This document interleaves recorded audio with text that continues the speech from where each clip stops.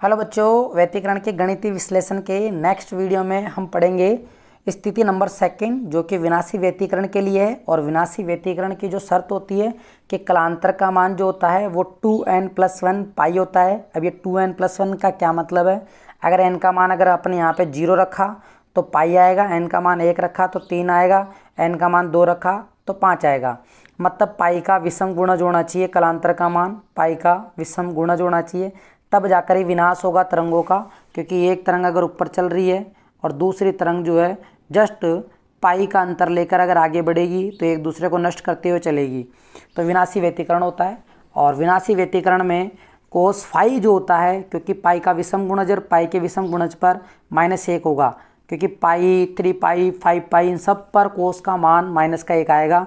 तो यहाँ पे मैं आपको छोटा सा एक ग्राफ बताया हूँ कोस का। ये कोस का ग्राफ है। कोस का ग्राफ ऐसे चलता है, तो ये 0 होता है रेडियन में, और ये पाई होता है और ये 2 पाई होता है। तो पाई पर आप देख सकते हो यहाँ पर नीचे जा रहा है ग्राफ, तो ये -1 मान होता है।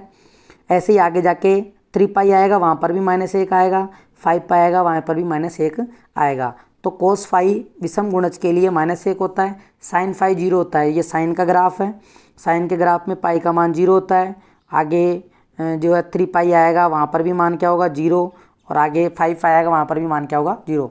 तो विनाशी व्यतिकरण के लिए आपको याद हो जाना चाहिए कि कोस फाई का मान -1 होता है और विनाशी व्यतिकरण के लिए साइन फाई का मान 0 होता है। ठीक है, ये आने के बाद में अब अपन जो है वही जो अपन ने स्थिति नंबर फर्स्ट में किया था। पहले अपन ने आर निकाला था, फिर अपन ने जो है थीटा निकाला था, फिर अपन ने आई निकाला था, वो का वही। तो पहले देखे चेक करते हैं कि आपको आर का सूत्र पता है क्या, परिणामी तरंग के आयाम का है क्या यही सूत्र आपके दिमाग में चल रहा है? a1 का स्क्वायर प्लस a2 का square plus 2a1 a2 cos phi, ये सूत्र चल रहा होगा। थीटा का सूत्र ये चल रहा होगा आपके दिमाग में, a2 sine phi upon a1 plus a2 cos phi. ठीक है, और आई का सूत्र आपके दिमाग में चल रहा होगा कि आई का सूत्र क्या चल रहा होगा आपके दिमाग में, i1 plus i2 plus 2√i1 2√i1 √i2 और कोस फाई, ये आपके दिमाग में चल रहा होगा। ठीक है, ये हो गया आई का सूत्र, 2√i1 √i2 कोस फाई। यहाँ पे थीटा नहीं कोस फाई आएगा, क्या आएगा कोस फाई। ये तीनों सूत्र हैं। अब इन तीनों सूत्रों में एक बार कोस फाई का मान आपको क्या रखना है, यहाँ पर कोस फाई का मान -1 रखना है। यहाँ पर साइन फाई का मान 0 रखोगे तो प्रारंभिक कला कोण तो यहाँ पर भी क्या आ जाएगा 0 ही आ जाएगा। फिर एक बार आप कोस फाई का मान यहाँ पर -1 रखोगे तो ये a - b का होल स्क्वायर का सूत्र बन जाएगा। सारी हिंट तो मैंने आपको यहीं दे दी, फिर भी मैं आपको ये पूरा करवा देता हूँ। परिणामी तरंग का आयाम निकाल लेते हैं। r बराबर सूत्र अपन ने अभी लिखाई था, a1 का स्क्वायर प्लस a2 का square plus 2a1 a2 cos phi. विनाशी व्यतिकरण के लिए कोस फाई का मान क्या होता है, -1 होता है। तो यहाँ पे r बराबर क्या हो जाएगा, a1 का स्क्वायर प्लस a2 का स्क्वायर -2a1 a2 हो जाएगा। तो यहाँ पे सूत्र हो जाएगा a square plus b square -2ab, तो a1 - a2 का होल स्क्वायर। ठीक है, होल स्क्वायर, ये सूत्र हो जाएगा इसका। और ध्यान देना वर्गमूल लगा हुआ है, क्या अपन ने देखा पहले वाले सूत्र में वर्गमूल नहीं लगाया था क्या, लगाया था, तो यहाँ पर भी वर्गमूल लगेगा। तो ये वर्गमूल लगेगा, तो वर्गमूल लगा, ये वर्गमूल लगा, वर्गमूल के निशान से स्क्वायर हट गया, तो r बराबर क्या है a1 - a2। इसका मतलब समझ पा रहे हो, a1 - a2 का मतलब नहीं समझ पा रहे तो देखो a1 a2 का मतलब क्या है। देखो यहाँ पे a1 a2 का मतलब ये है कि पहली तरंग का आयाम ऊपर चल रहा है और दूसरी तरंग जो है वो नीचे जा रही है। इसका आयाम a1 है, इसका आयाम क्या है a2 है। तो परिणामी तरंग जो आएगी उसका आयाम जो आएगा वो a1 - a2 आएगा, क्योंकि ये ऊपर जा रहा है ये नीचे जा रहा है तो दोनों घटेंगे।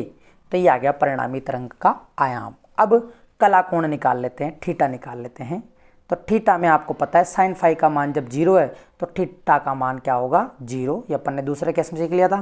तो अब इसका जो अपन तरंग का यहाँ पे चित्र बना सकते हैं कि पहली तरंग जो है वो उसका आयाम जो है a1 है और वो इस प्रकार से चल रही है।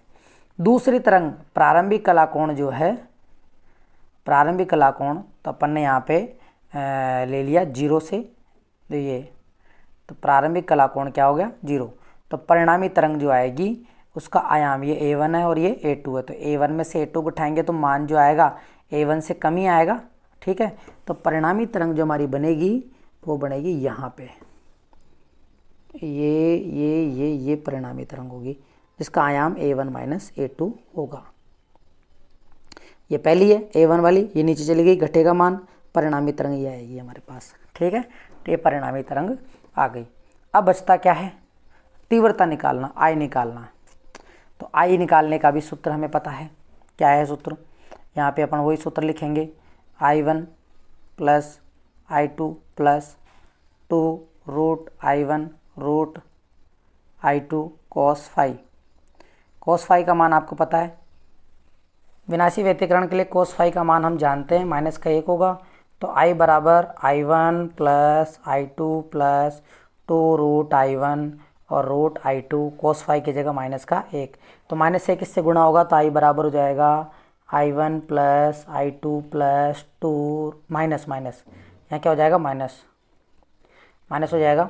अब इसको a बनाना है इसके जैसा, क्योंकि ये AB, तो a बनाना है तो अपन क्या लिखेंगे, I बराबर रूट I1 का स्क्वायर लिख सकता हूँ, पहले बता दिया मैंने। I2 को रूट I2 का होल स्क्वायर लिख सकता हूँ, तो minus 2 root I1 root I2। तो ये सूत्र क्या हो जाएगा, I का रूट I1 यानी a minus B root I1 minus root I2 का whole square, root I1 minus root I2 का होल स्क्वायर। देखो माइनस के चिन्ह से पता चल रहा है कि तीव्रता यहाँ पर विनाशी व्यतिकरण में कम होती है, तीव्रता कम होती है, और समपोषी में तीव्रता अधिक होती है। समपोषी में तीव्रता क्या होती है, अधिक होती है। तो इस तरीके से अपन ने विनाशी व्यतिकरण का भी पढ़ लिया। विनाशी व्यतिकरण में क्या याद रखना है अपने को, कोस फाई माइनस 1 होगा और साइन फाई 0 होगा, और तीनों सूत्र अपने को याद होने चाहिए। और तीनों सूत्र अगर अपने को याद होंगे तो परिणामी तरंग का आयाम तो a1 माइनस a2 आएगा। परिणामी तरंग का आयाम क्या आएगा, a1 माइनस a2, और प्रारंभिक कला कोण 0, और तीव्रता जो आएगी root I1 minus root I2 का होल स्क्वायर आएगी। तो इस केस में तीव्रता कम होती है और समपोषी में तीव्रता अधिक होती है।